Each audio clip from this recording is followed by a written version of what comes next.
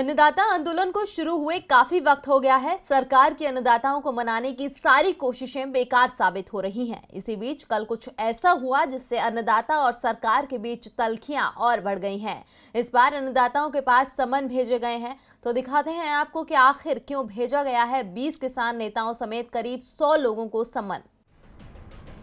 अन्नदाता आंदोलन में एनआईए समन के बाद अब कड़वाहट और बढ़ गई है। आंदोलन से जुड़े 20 नेताओं समेत करीब 100 लोगों को एनआईए ने फंडिंग से लेकर अन्य लिंक को लेकर पूछताछ के लिए समन भेजा है। एनआईए की नजर लुधियाना के 17 कारोबारियों पर भी है जिन्होंने दिल्ली आकर आंदोलन में सामान बांटा था।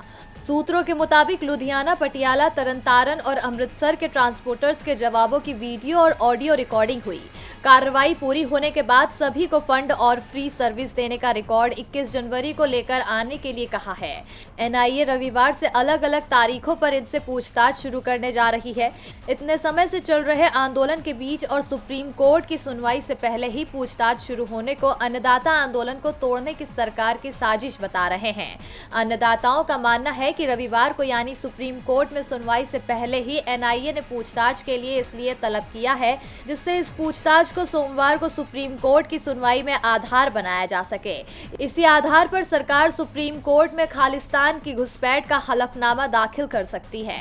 एनआईए समन को लेकर पंजाब के अन्नदाता संगठनों की शनिवार को बैठक में चर्चा हुई और सरकार के रवैये पर चिंता जताई गई। तय हुआ कि सरकार से 19 की प्रस्तावित वार्ता में इस पर सवाल किए जाएंगे। पिछली बैठक में भी आंदोलनकारी किसानों और समर्थकों पर दमन के खिलाफ सरकार के सामने विरोध जताया गया था। तब सरकार से भरोसा मिला था, लेकिन अब ये समन आना पूरी तरह ये सरकार की वादा खिलाफी को दिखा रहा है। इसके अलावा पंजाब के 32 किसान संगठनों की शनिवार की बैठक में 26 जनवरी के ट्रैक्टर परेड की 3 विकल्पों पर चर्चा हुई। तय हुआ कि सोमवार को सुप्रीम कोर्ट की सुनवाई के हिसाब से रणनीतिक बदलाव संभव है। फिलहाल संयुक्त किसान मोर्चा विधिवत रोड मैप के साथ दिल्ली पुलिस से ट्रैक्टर परेड की लिखित अर्जी देकर अनुमति मांगेगा। दूसरा विकल्प ये है कि अनुमति नहीं मिलने पर दिल्ली बॉर्डर रिंग रोड पर ही परेड किया जाए।